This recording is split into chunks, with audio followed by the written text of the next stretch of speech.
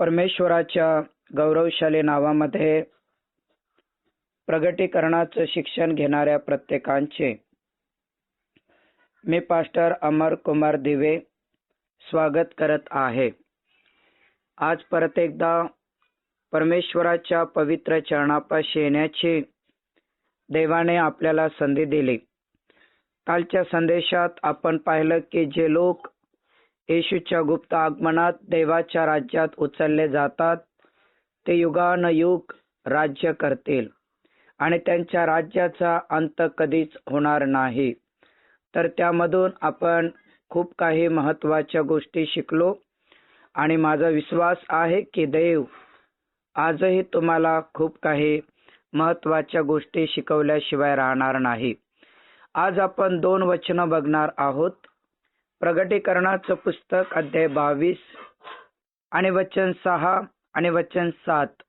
आणि आजचा माझा विषय आहे प्रभूचं गुप्त आगमन. आजचा माझा विषय कोणता आहे? येशूचं गुप्त आगमन.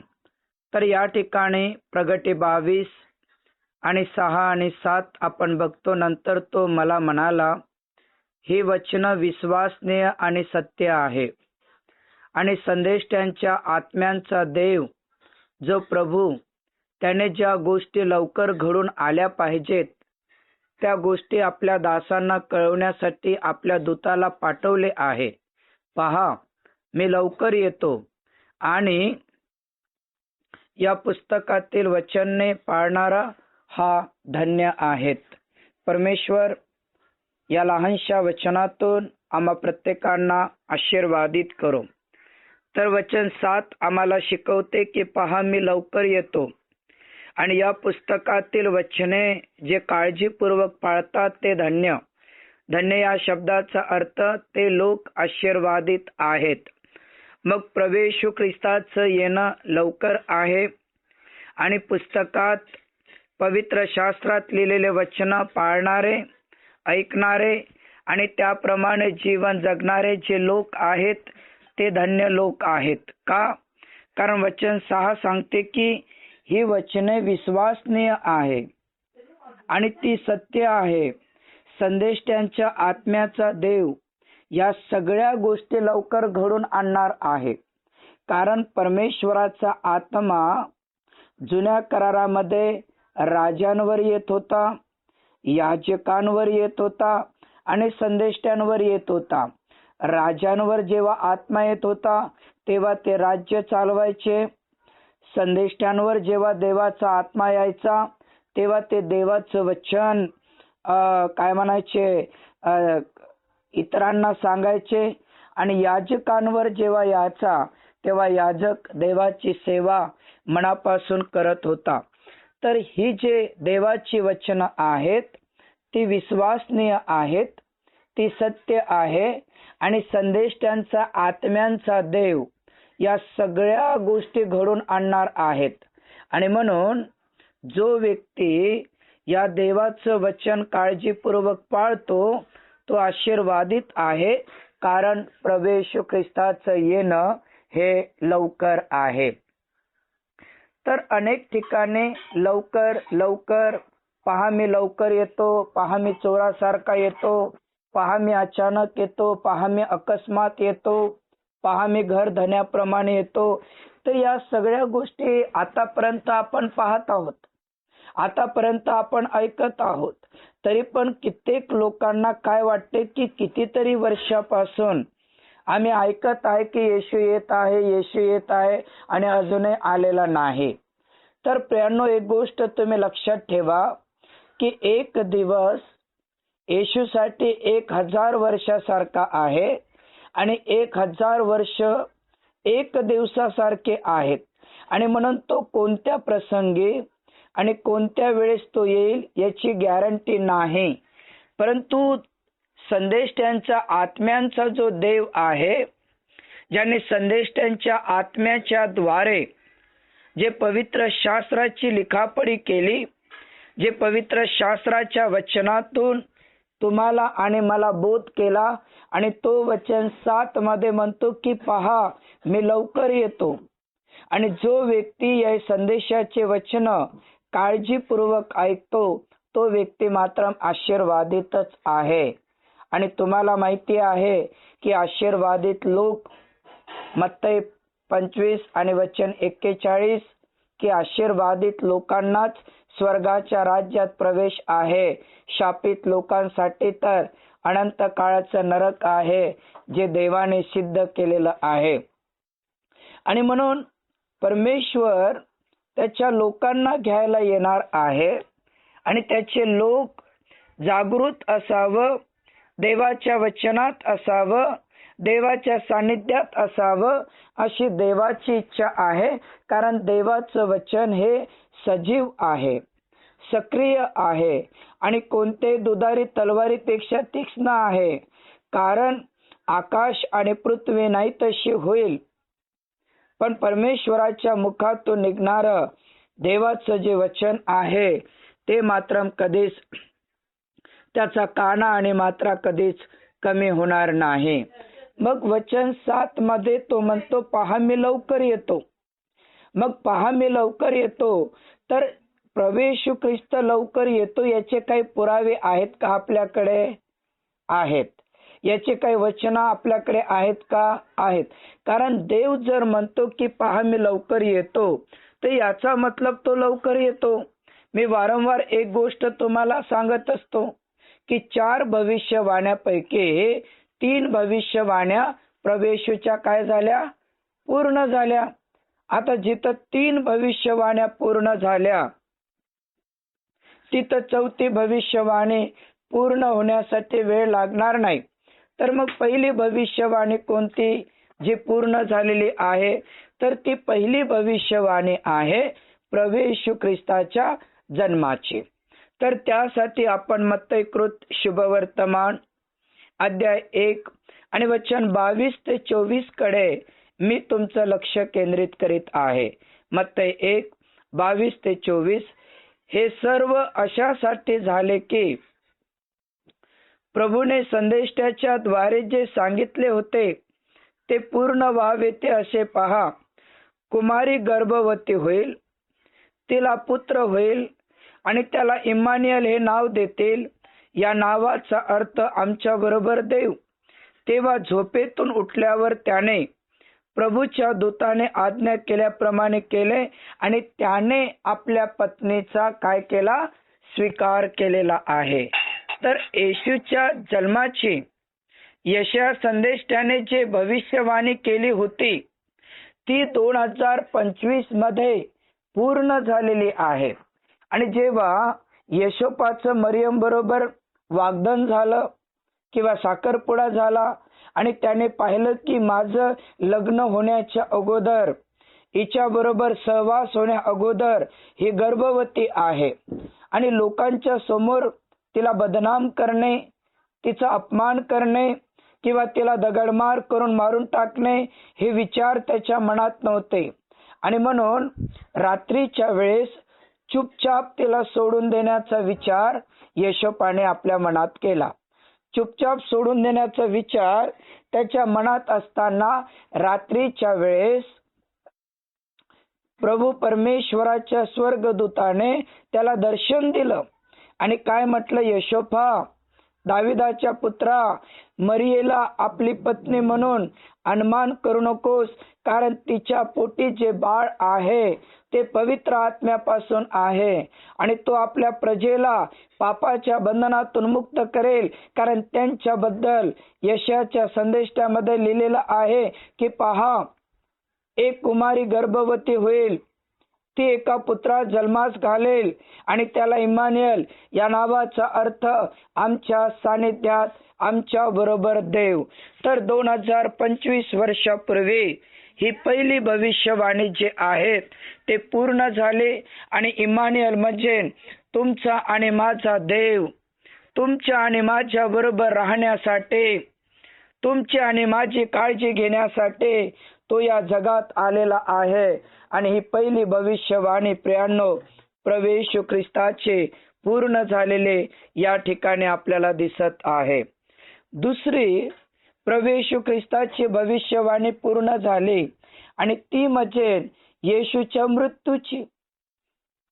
येशूच्या वधस्तंभावरच्या मृत्यूची. कारण कोंबड्याच्या रक्ताने, बकऱ्याच्या रक्ताने, जनावराच्या रक्ताने मनुष्याच्या पापांची क्षमा होत नव्हती.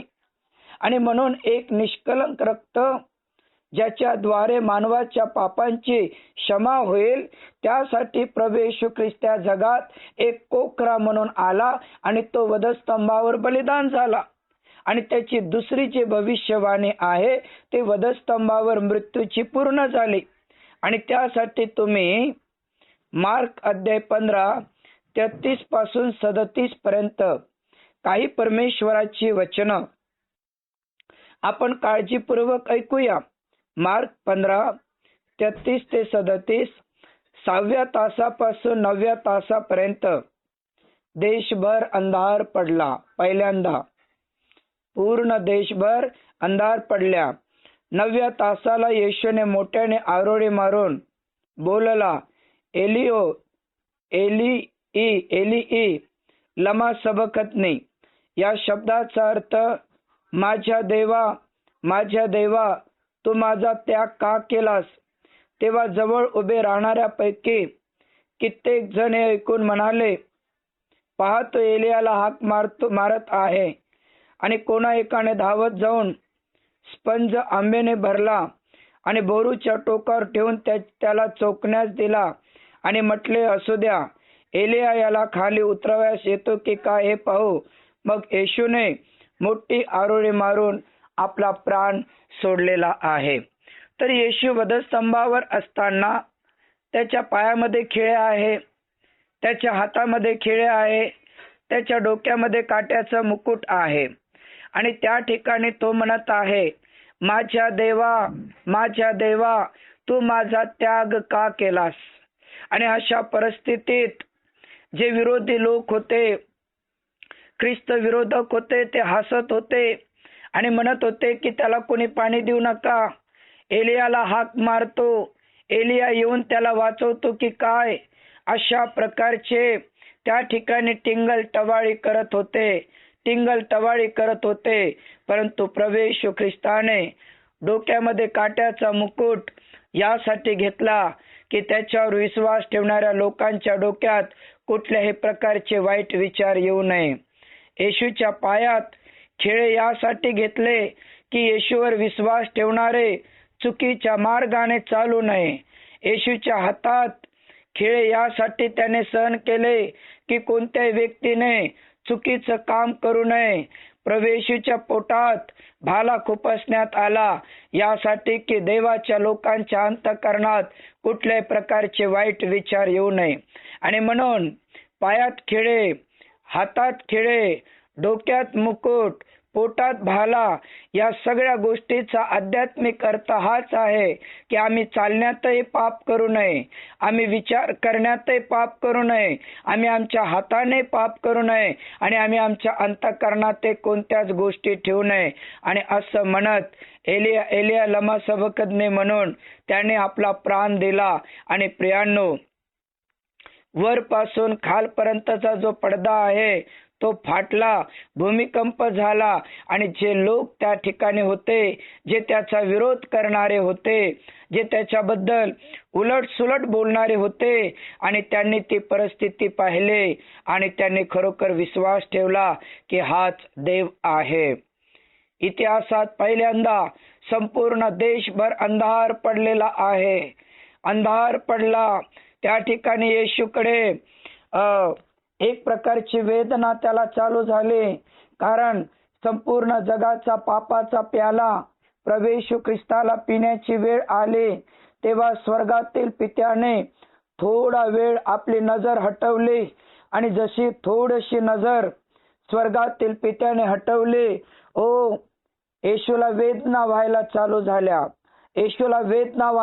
झाल्या. आणि म्हणून तो म्हणतो, माझ्या देवा तू माझा त्याग का केला.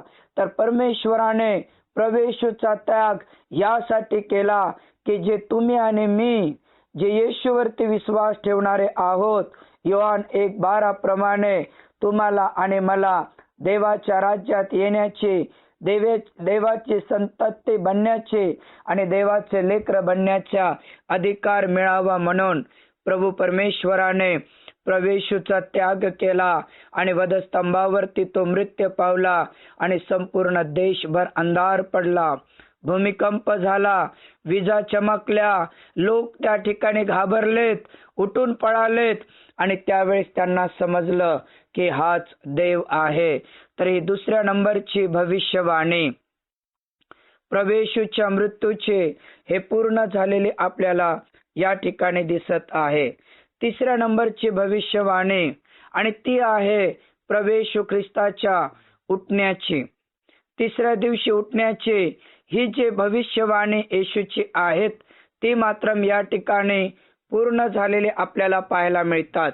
त्यासाठी मत्तई 28 अध्याय तुम्ही काढू शकता. मत्तई कृत शुभवर्तमान 28 अध्याय 1 ते 6 वचन काय सांगतात. शाब्बातानंतर आठवड्याच्या पहिल्या दिवशी, पहिला दिवस उजडताच मगदलिया मरिया व दुसरे मरिया या कबर पाहण्यास आल्या. तेव्हा पहा मोठा भूमिकंप झाला, कारण प्रभूचा दूत स्वर्गातून उतरला. त्याने येऊन धोंड एकीकडे लोटली आणि तिच्यावर जो बसला त्याचे रूप विजेसारखे होते व त्याचे वस्त्र बर्फासारखे पांढर शुभ्र होते. त्याच्या भयाने पहारेकरी थरथर कापले व मृत्यूपाय झाले.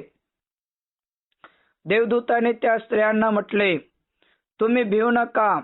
वधस्तंभावर खेळलेल्या येशूचा शोध तुम्ही करत आहात हे मला ठाऊक आहे. तो येथे नाही, कारण त्याने सांगितल्याप्रमाणे तो उठला आहे. या प्रभू निजला होता ते स्थळ तुम्ही त्या ठिकाणी पहा.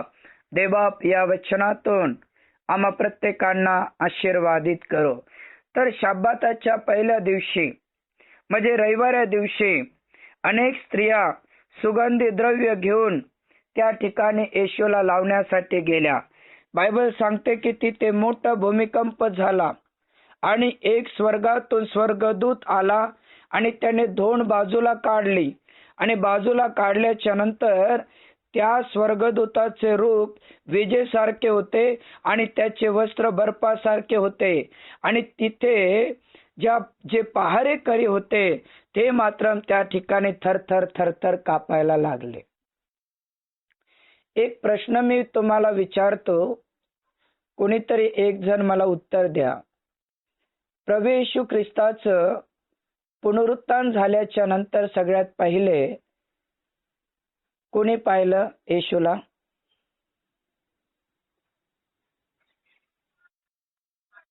सर्वात पहिलं बाळासाहेब मरिया मगदलिया, जिच्या अंगातून येशूने 7 भूत काढले होते. ओके, अजून कोणाला काही सांगायचं आहे का?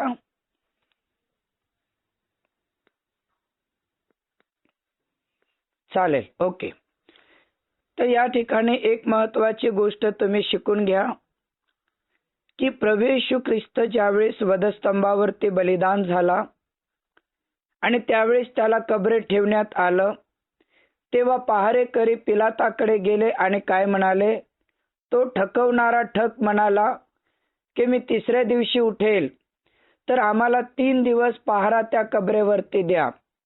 आणि मग ते जो मुख्य याजक होता, अधिकारी होता, त्यांनी त्या ठिकाणी एक प्रकारचा अधिकार दिला आणि पहारेकरी डोळ्यामध्ये तेल टाकून 3 दिवस 3 रात्र त्या कबरेजवळ होते आणि कबरेजवळ असल्यामुळे तिसऱ्या दिवशी जेव्हा भूमिकंप झाला आणि जेव्हा स्वर्गदूत येऊन दोन बाजूला काढले, तेव्हा सगळ्यात पहिलं जे दर्शन आहे ते मार्था मरियम मगदलियाला नाही, तर या पहारेकऱ्यांना झालेलं आहे, या शत्रूंना झालेलं आहे. आणि बायबल सांगते की त्यांनी पाहिलं, थरथर कापले आणि रात्रीच्या वेळेस उठून पळाले आणि मुख्य अधिकाऱ्याला काय म्हणतात की ज्या येशूला आपण वधस्तंभावरती दिलं, तो उठलेला आहे, तो जिवंत झालेला आहे, आम्ही त्याला प्रत्यक्ष पाहिलं. त्यावेळेस मुख्य अधिकारी म्हणाले की हे पैसे घ्या आणि तुम्ही शांत बसा आणि लोकांना जाऊन सांगा की आम्ही झोपेत असताना येशूचे शिष्य आलेत आणि त्यांनी येशूचे शरीर चोरून नेलं आणि तेव्हापासून आतापर्यंत तशा प्रकारची बदनामी सगळीकडे पसरत आहे. म्हणजे ज्या लोकांनी येशूची थट्टा केली, मजाक केली, टिंगलटवाळी केली आणि पहारा म्हणून त्या ठिकाणी राहत होते, त्याच लोकांनी प्रभू येशूला उठताना पाहिलं, त्याच लोकांनी प्रभू येशूचं पुनरुत्थान पाहिलं आणि त्यानंतर पण काही स्त्रिया पण तिथे आल्या आणि त्या स्त्रियाला सुद्धा येशू म्हणतो, जिवंताचा शोध तुम्ही मेलेल्यामध्ये का करता? तो गालिलात असताना त्याने म्हटलं की तो उठला आहे आणि तो तुमच्या अगोदर तुमच्या शिष्यांना भेटायला पण जाणार आहे.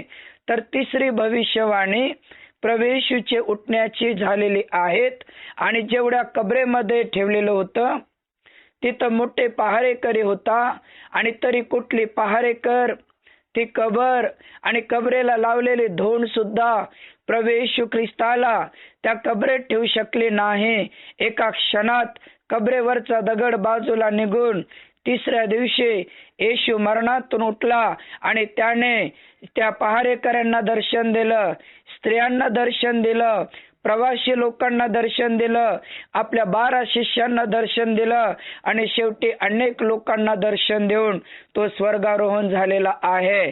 म्हणजे प्रभू येशूची तिसरी भविष्यवाणी पूर्ण झाले आणि ती म्हणजे त्याच्या उठण्याची. आता एक भविष्यवाणी पूर्ण व्हायची राहिली आणि एक भविष्यवाणी ती कोणती आहे? तर प्रगटीकरणाचं पुस्तक अध्याय 22 आणि वचन 7, पहा मी लवकर येतो. पहा मी लवकर येतो. आणि या पुस्तकातील संदेश वचने जो व्यक्ती पाळतो तो धन्य. पहा मी लवकर येतो. आणि या नियमशास्त्रातले वचन पाळणारे, ते वचन ऐकणारे नाही, वचन ऐकून सोडून देणारे नाही, वचन ऐकून त्याच्या विरुद्धात पाप करणारे नाही, तर हे वचन ऐकून त्याप्रमाणे जीवन जगणारे ते धन्य आहेत. कारण स्वतः येशू म्हणतो, पहा मी लवकर येतो. आणि प्रत्येक व्यक्तीला ज्याच्या त्याच्या आचरणाप्रमाणे, ज्याच्या त्याच्या कृतीप्रमाणे, ज्याच्या त्याच्या पवित्र जीवन जगल्याने मी प्रत्येकाला प्रतिफळ देत आहे. आणि म्हणून जिथं 3 भविष्यवाण्या पूर्ण झाल्या तिथं 4थी भविष्यवाणी पूर्ण व्हायला वेळ लागेल का? अरे लागेल का? नाही लागणार. आणि म्हणून देव देवाचं काम बरोबर करतो, वचन वचनाचं काम बरोबर करतो, शिकवणारा शिकवण्याचं काम बरोबर करतो. सत्य वचन स्वीकारणारे लोक आपलं काम बरोबर करत आहे की नाही, हा फार मोठा प्रश्न आहे. आज जिथं चमत्कार असेल तिथं लाखो लोकांची गर्दी आहे. जिथं भविष्यवाण्या असेल तिथं हजारो लोकांची गर्दी आहे. जिथं भूतखेत काढायची आहेत तिथं बसायला जागा राहत नाही, इतके लोक आहेत. परंतु प्रगटीकरण ज्या होणाऱ्या गोष्टीचं शिक्षण आहेत त्याकडे मात्र आज अनेकांनी दुर्लक्ष केलेलं आहे. जगात MBBSचं शिक्षण, जगात वकीलपणाचं शिक्षण, जगात DED शिक्षणासाठी आपल्या मुलींसाठी, आपल्या मुलांसाठी लाखो करोडो रुपये खर्च करतो, ट्युशन लावतो, डोनेशन भरतो आणि त्यांना अभ्यासासाठी पुस्तकं देतो. आणि आपले लेकरं सुद्धा डोळ्यामध्ये तेल टाकून रात्र दिवस अभ्यास करून MPS मध्ये म्हणा, DED मध्ये म्हणा, वकील मध्ये म्हणा, पोलीस लाईन मध्ये म्हणा, डॉक्टर लाईन मध्ये म्हणा, वेगवेगळ्या प्रकारच्या पदामध्ये उत्तीर्ण होण्यासाठी अतोनात प्रयत्न करतात. अरे जगात येताना आपण काय आणलं नाही, या जगातून जाताना आपण काही नेऊ शकत नाही. त्यासाठी इतके प्रयत्न करतो, परंतु जो देव या प्रगटीकरणाच्या पुस्तकातून जे होणाऱ्या गोष्टी तुमच्या आणि माझ्यासाठी आहेत, सार्वकालिक जीवन तुमच्या आणि माझ्यासाठी आहेत, अनंत काळाच्या राज्यात जीवनाचा मुकुट, सोन्याचं मुकुट, जीवनाचं फळ, पांढरे शुभ्र वस्त्र तुमच्या आणि माझ्यासाठी आहेत, ते सत्य शिक्षण घेण्यासाठी किती लोक बायबल अभ्यासात आहेत, किती लोक जॉईन झालेले आहेत, किती लोक याकडे लक्ष देत आहेत. आणि म्हणून मला सांगू द्या, जिथं नाश आहे तिथं ख्रिस्ती लोकांची उपस्थिती सर्वात जास्त आहे, आणि जिथं जीवन आहे तिथं कित्येक लोक त्यापासून दूर आणि दूर पडत आहे. म्हणून यशा 1:2-3 वचन सांगते, हे आकाश ऐक, अगे पृथ्वी कान दे, परमेश्वर बोलत आहे. मी मुलांना लहानाचं मोठं केलं, पालन पोषण केलं, तरी ते बैमान झालेत, तरी ते फितुरी झालेत. एका बैलाला आपल्या धन्याची ओळख आहे, एका गाढवीला आपल्या धन्याची ओळख आहे, पण माझे लोक माझा विचार करत नाहीत, माझे लोक माझ्यावर विश्वास ठेवत नाहीत. माझ्या लोकांनी मला सोडलेलं आहे. इस्रायलाचा परमेश्वर त्याच्या वचनाचा अपमान केलेला आहे. जगातल्या शिक्षणासाठी आपण आपल्या लेकरांना आकाशातले तारे तोडून सुद्धा देतो, परंतु ख्रिस्ताचं वचन, अनंत काळाचं वचन, परिपूर्ण वचन, यासाठी आज आपले लेकर कुठे आहेत? तुम्ही एका बेडरूम मध्ये, लेकर एका बेडरूम मध्ये, बाया किचन रूम मध्ये, हे सगळी मस्करी जिकडं म्हटल्या तिकडं चाललेली आहेत. माझी नजर तुम्हाला पाहत नाही, परंतु मी दिलेलं वचन, माझ्या मुखातून दिलेलं वचन या सगळ्या गोष्टी पाहत आहे. उघडकीस येणार नाही असं काही झाकलेलं नाही, आणि देवाला कळणार नाही असं काही गुप्त राहणार नाही. प्रत्येक गोष्ट परमेश्वराच्या पुढे उघडकीस येणार आहे. आणि म्हणून जिथं 3 भविष्यवाण्या पूर्ण झाल्या, तिथं 4थी भविष्यवाणी लवकरच पूर्ण होणार आहे, लवकरच पूर्ण होणार आहे. पहा, मी लवकर येतो, पहा, मी लवकर येतो. मग आम्ही चिंता करत झोपेत आहो का? आम्ही भांडण करत झोपेत आहो का? आम्ही बगर प्रार्थनेचे झोपेत आहो का? आम्ही देवाच्या वचनाच्या विरुद्धामध्ये पाप करत आम्ही झोपेत आहो का? अशा परिस्थितीमध्ये जर प्रभू ख्रिस्ताचं येणं झालं, प्रभू ख्रिस्ताचं येणं झालं, तर प्रियांनो, तुम्ही कोणत्या परिस्थितीत सापडाल याची गॅरंटी नाही. 18 ते 20 वर्षापूर्वी चर्च ऑफ द नॅझरीन या संस्थेनं मला त्यांच्या सेवेसाठी पाचारण केलं, आणि जेव्हा माझी इंटरव्ह्यू झाली तेव्हा म्हणाले की एका खेड्या गावात तुम्हाला जायचं आहे, तिथं लाईट नाही, तिथे रस्ते नाही, तिथे पाणी नाही, जंगलामध्ये चर्च आहे, आणि तिथे तुम्हाला राहावं लागेल. जर तुमची तयारी असेल तर तुम्ही जा. माझं नवीनच लग्न झालं, मी हात उंच केले, देवाचा धन्यवाद केला आणि म्हटलं, पास्टर साहेब, मी जायला तयार आहे. मी, माझी पत्नी, आम्ही दोघंच होतो, मुलं बाळ नव्हतो, आणि आम्ही गेलो. खरं पाहतो म्हटलं तर रस्ता नव्हता, विहिरीचं पाणी आणावं लागेल. 12-12, 15-15 तास लाईट नव्हतं.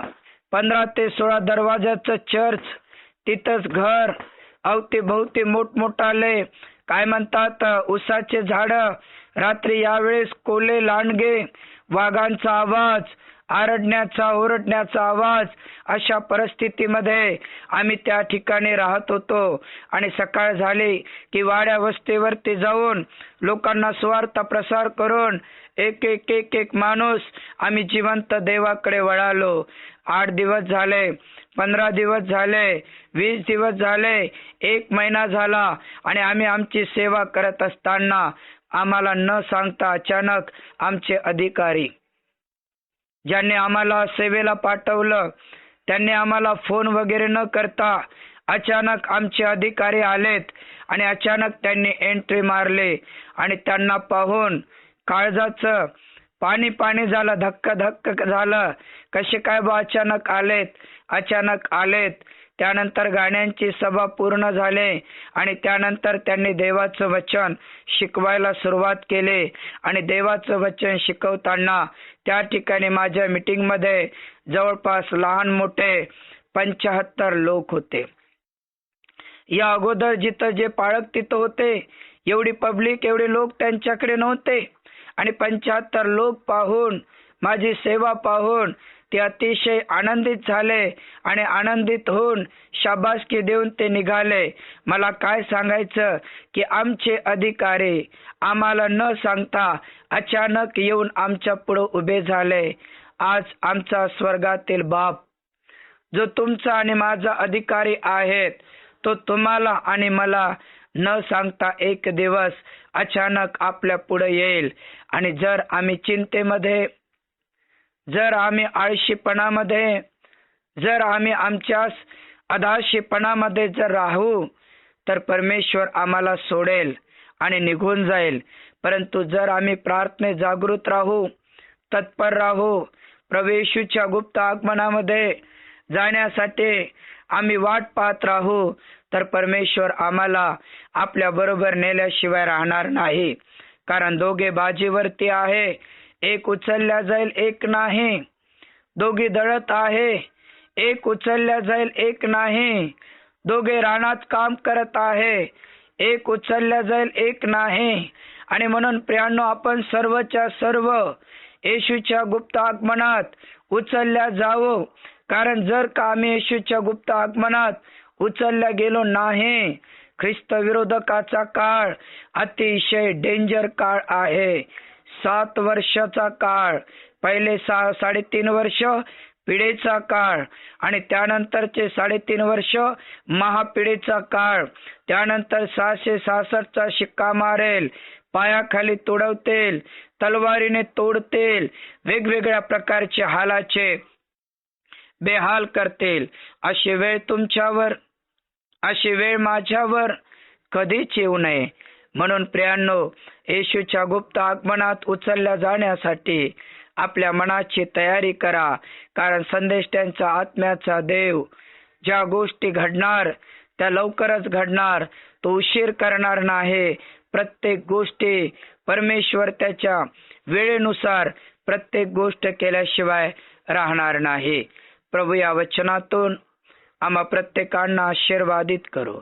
चला आपले नेत्र बंद करूया. परमेश्वराच्या हातात आपलं जीवन आपण समर्पण करूया. धन्यवाद येशू, धन्यवाद येशू, धन्यवाद येशू.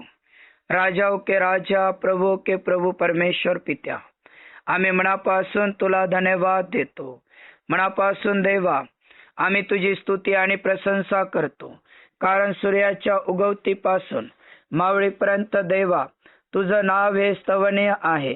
आणि या स्तवनीय नावात परमेश्वरा, तू आम्हा प्रत्येकांना एकत्र केलास. आम्ही तुला धन्यवाद देतो.